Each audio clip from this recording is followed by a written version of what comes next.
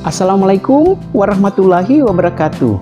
Perkenalkan, saya Suhardin, guru IPA dan prakarya di SMP Negeri 17 Kendari.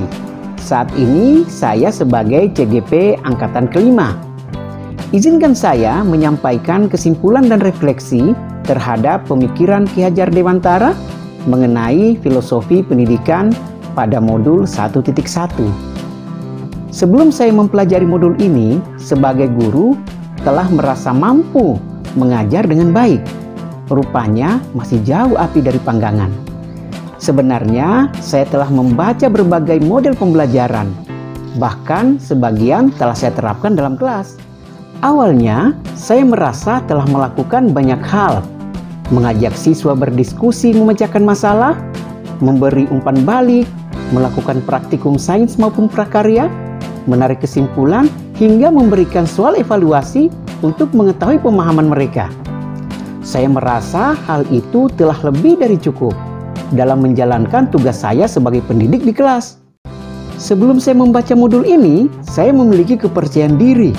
Saya berpikir mereka telah mendapatkan pembelajaran yang optimal.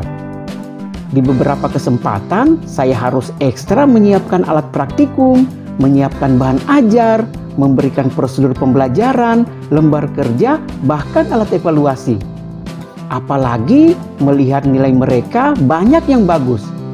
Saya merasa kuncinya adalah harus manut pada RPP dan standar nilai yang telah disusun sebelumnya.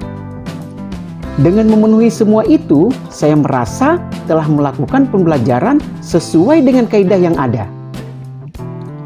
Rupanya anggapan itu masih keliru. Baru sedikit yang bisa saya lakukan. Masih ada hal-hal penting yang sangat perlu untuk diupayakan.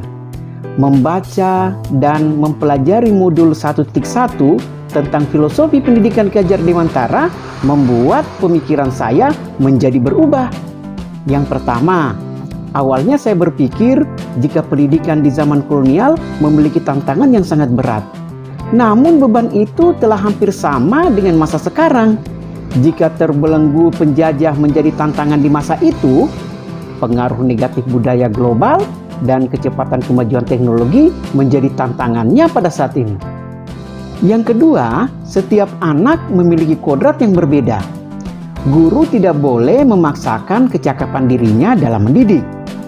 Tentu kemampuan dan cara belajarnya tidak sama. Harus ada cara untuk bisa menumbuhkan kodrat tersebut.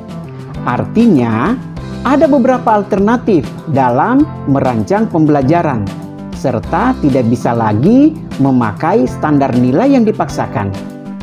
Saya pun harus belajar menjadi guru yang menuntun, bukan memaksakan kehendak. Namun, kebebasan yang diberikan harus terjaga agar tidak kehilangan arah. Yang ketiga, sebagai guru penentang zaman, tidak bisa mengajar dengan pengalaman yang diperoleh di zaman sebelumnya. Kodrat alam yang telah berubah, tentu zamannya tidak akan sama. Oleh karena itu, harus menjadi guru di zaman now, peka terhadap perubahan yang terus bergerak sesuai peradaban. Mengupayakan mereka terhindar dari gangguan global negatif dan memanfaatkan kearifan lokal yang ada. Yang keempat, rupanya menghamba pada murid menjadi sangat penting untuk saat ini.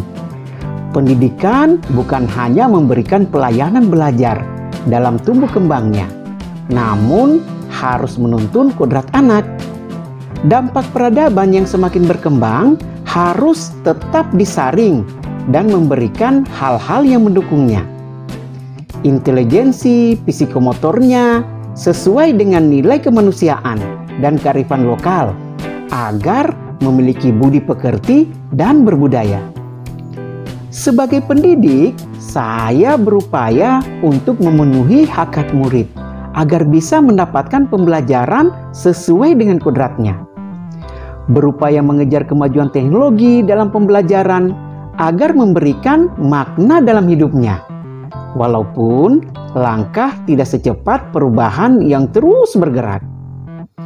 Berupaya menerapkan pembelajaran yang berpihak pada murid melalui penggunaan teknologi dan kearifan lokal yang ada, serta menuntunnya sesuai zaman dan alam yang mereka alami. Harapannya agar mereka bisa menjadi manusia yang berbudi pekerti dan berbudaya. Menjadi guru adalah pilihan, dan itu adalah takdir. Semoga doa dan harapan ini bisa terwujud. Amin ya rabbal alamin. Wassalamualaikum warahmatullahi wabarakatuh.